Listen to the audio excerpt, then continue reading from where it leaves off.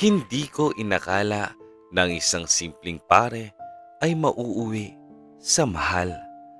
Sa bawat tawa namin na umaalingaw-ngaw sa apat na sulok ng kwarto, may itinatagong kaba sa dibdib ko. Sa bawat tapik niya sa aking balikat, may kuryenteng gumagapang na pilit kong iwinawaksi dahil alam kong delikado. Sabi nila, bawal. Sabi ng mundo, mali. Pero paano magiging mali ang isang bagay na nagpaparamdam sa iyo na sa wakas, buo ka na? Ito ang kwento ng pagtaya ko sa isang laro na walang kasiguraduhan. Ang kwento kung paano ko tinalikuran ang inaasahan ng lahat para lang panindigan ang itinitibok ng puso ko. Handa ka na bang makinig sa kwento ng pag-ibig na sinubok ng panahon, paghuhusga at ng sarili naming mga takot?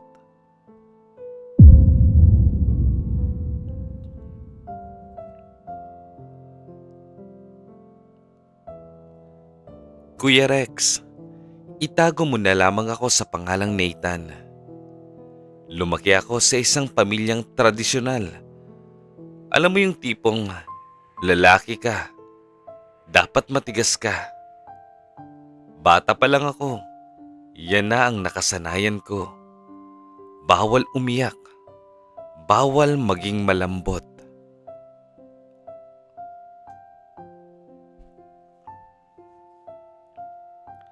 Kaya naman nung nakilala ko si Lucas noong college, akala ko isa lang siyang ordinaryong tropa.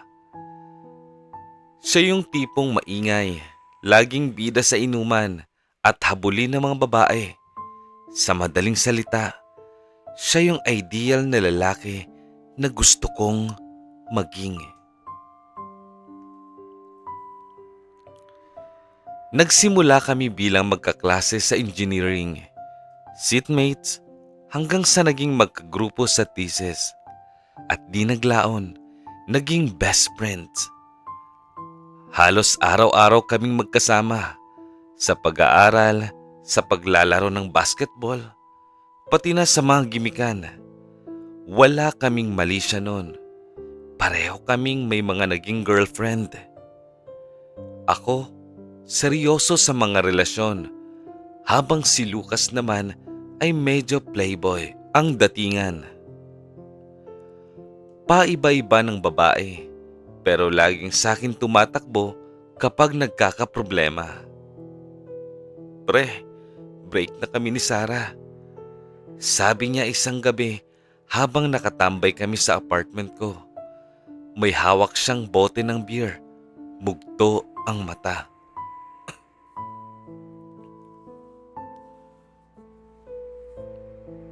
Ano na naman ang ginawa mo? Tanong ko habang inaabot sa kanyang pulutan. Ewan ko ba, Nathan? Parang may kulang eh. Hindi ko mahanap yung spark na sinasabi nila. Yung tipong hindi mo kayang mawala yung tao. Sa'yo ko lang naramdaman yung ganong koneksyon eh. Yung parang kapatid na kita. Sagot niya sabay tawa ng mapait. Natawa rin ako, pero may kung anong kumirot sa dibdib ko. Kapatid. Oo nga naman, kapatid lang. Pero bakit nung sinabi niya yon, parang gusto kong sumigaw na. Higit pa doon, ang nararamdaman ko gago. Oo, Kuya Rex. Sa loob ng 3 taong pagkakaibigan, unti-unti akong nahulog sa best friend ko.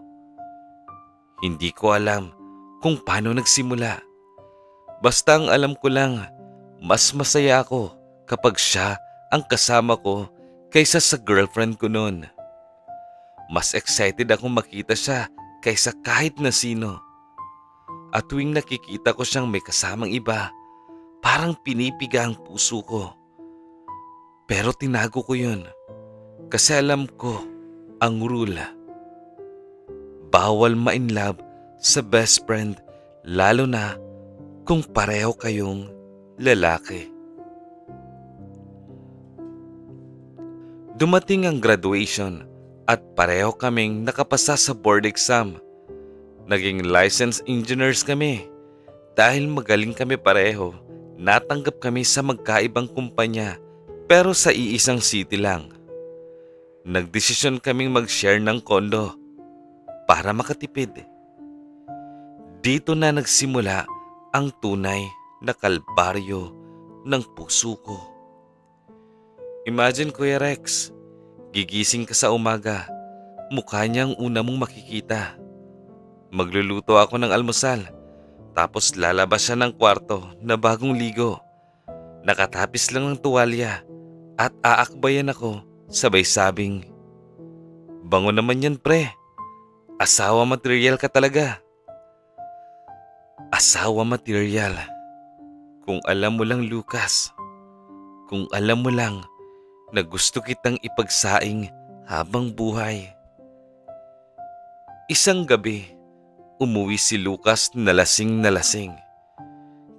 Galing daw siya sa company party. Inalalayan ko siya papasok sa kwarto niya. Ang bigat niya. Pero sanay na ako. Inihiga ko siya sa kama at tinanggal ang sapatos niya.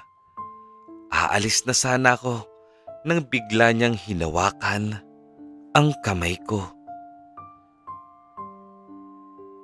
"Nathan, huwag muna." Bulong niya. Nakapikit siya pero mahigpit ang hawak niya sa akin. "Lasing ka lang Lucas, matulog ka na." Sabi ko, pilit na inaalis ang kamay ko pero hinila niya ako paupo sa tabi ng kama. "Bakit ganon?" Tanong niya. Medyo garalgal ang boses. "Lahat ng babae iniiwan ako. Sabi nila, hindi daw ako marunong magmahal. Pero hindi naman totoo yun eh. Mahal kita, di ba? Mahal na mahal kita, Nathan." Nanigas ako. Alam kong platonic love ang ibig niyang sabihin. Pagmamahal bilang kaibigan. Pero yung paraan ng pagkasabi niya, yung titig niya, kahit naungas na siya sa alak, ibang-iba. "Mahal din kita pre, pahinga ka na." Sagot ko na lang, kahit gustong gusto kong sabihin na, "Mahal kita, higit pa sa inaakala mo." Kinabukasan, parang walang nangyari. Back to normal. Pero sa akin, nagbago ang lahat. Mas naging awkward ako. Umiiwas ako sa mga tingin niya. Kapag nagyayaya siyang lumabas, gumagawa ko ng dahilan na busy ako sa trabaho. At napansin niya yun. "May problema ba tayo, Nathan?" Tanong niya isang gabi habang kumakain kami ng dinner. "Parang iniiwasan mo ako nitong mga nakarang araw ah." Wala. Pagod lang sa site." Pagsisinungaling ko. "Kilala kita. Simula college magkasama na tayo. Alam ko pag may tinatago ka. Ano yun? May nagawa ba ako? Tungkol ba to nung nalasing ako?" Napatingin ako sa kanya. Yung mga mata niya puno ng pag-aalala. Hindi ko na kaya. Pagod na akong magtago. Pagod na akong magpanggap. "Gusto mong malaman?" Hamon ko. Nanginginig ang boses. "Oo naman. Best friend mo ako eh." "Yun na nga eh. Best friend mo lang ako." Tumaas ang boses ko. Nagulat siya. "Lucas, kaya ako lumalayo kasi nahihirapan na ako.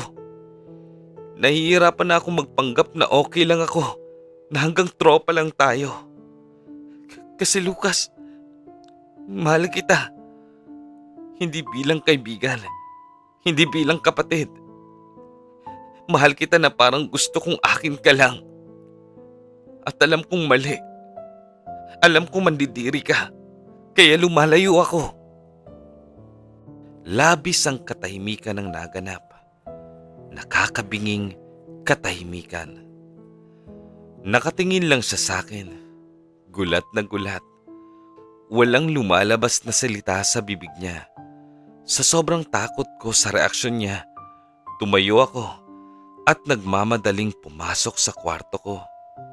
Nilako ang pinto at dun ako humagulgol. Tapos na.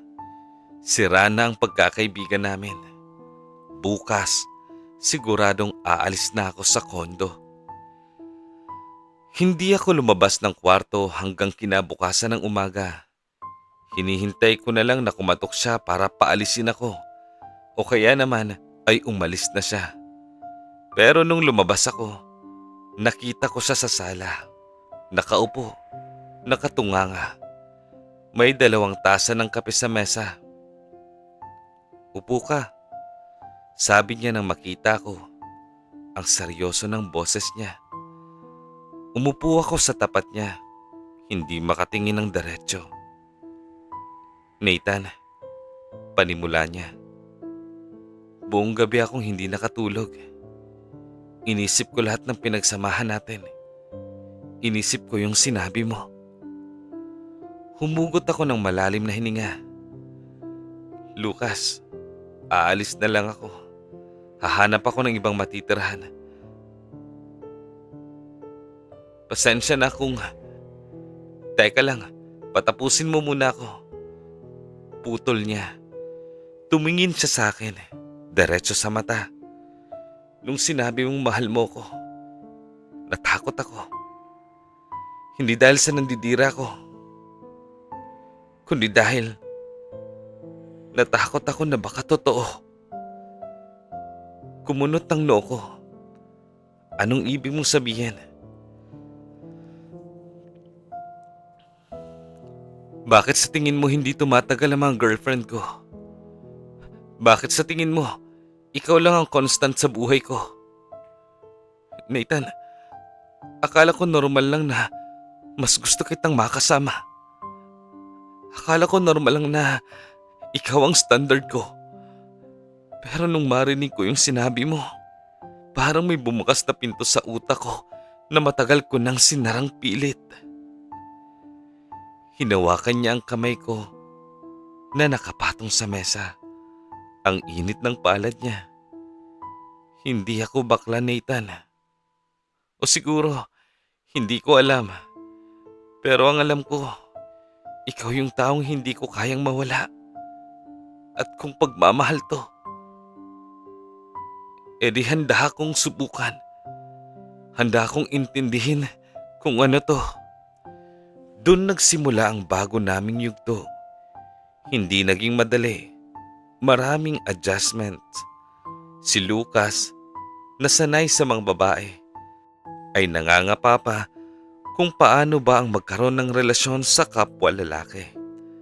Ako naman, puno ng takot na baka isang araw, magising siya at ma-realize na hindi pala niya ako mahal, na nadala lang siya sa attachment namin bilang magkaibigan.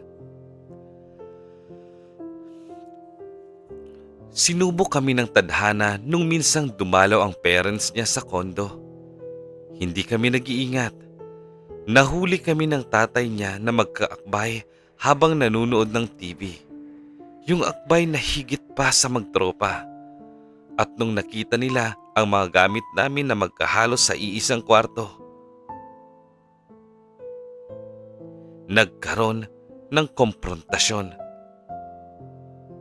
Lucas! Anong kalokohan to? Sigaw ng tatay niya. Engineer ka! Ang taas ng pinag-aralan mo, tapos papatol ka sa kapwa mo lalaki. At ikaw, Nathan, tinuring kitang parang anak, tapos itong isusukli mo. Ginagago niyo ba kami? Mahal ko siya. Matapang na sagot ni Lucas. Nakatayo siya sa harap ko. Parang nasusunog ako sa galit ng tatay niya. First time kong nakita si Lucas na ganong katapang humarap sa ama niya. Mahal! Kabaklaan yan! Hindi yan pagmamahal! Layuan mo yan si Nathan. Kung hindi, kakalimutan kong anak kita! Masakit. Sobrang sakit makita ang taong mahal mo na itinakwil ng sarili niyang pamilya dahil sa'yo. Gusto ko sanang sabihin kay Lucas na itigil na namin, na bumalik na lang siya sa normal. Pero hinawakan niya ang kamay ko sa harap ng mga magulang niya. Kung papipiliin niyo ako sa pagitan ng pamilya at ng kaligayahan ko, pasensya na. Pero hindi ko na kayang lokohin ang sarili ko. Si Nathan ang pinili ko. At kung hindi niyo matanggap yon, aalis na lang kami. Umalis sa mga magulang niya na puno ng sama ng loob. Iyak ng iyak ang nanay niya. Gabing-gabi na nun, pero niyakap ako ni Lucas ng mahigpit. Sorry Nathan. Sorry kung nadami ka sa gulo ng pamilya ko. Bulong niya. Lucas, sigurado ka ba? Pamilya mo yun.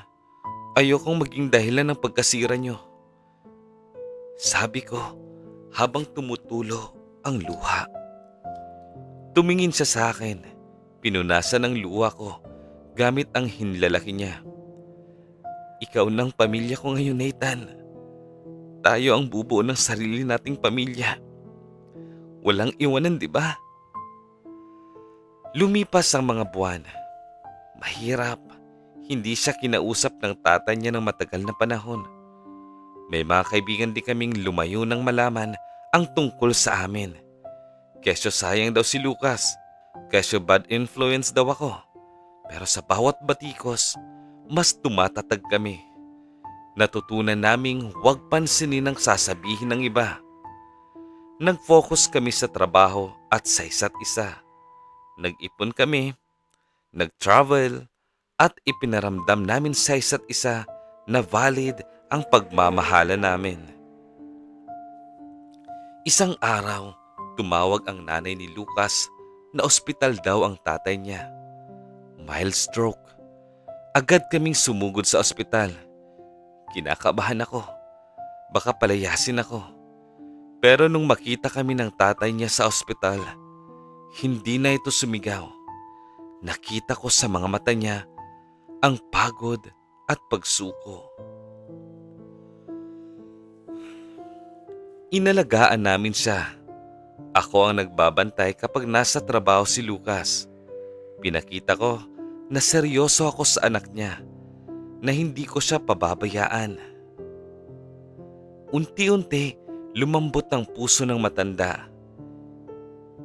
Hindi man niya direktang sinabing, "Tanggap ko na kayo."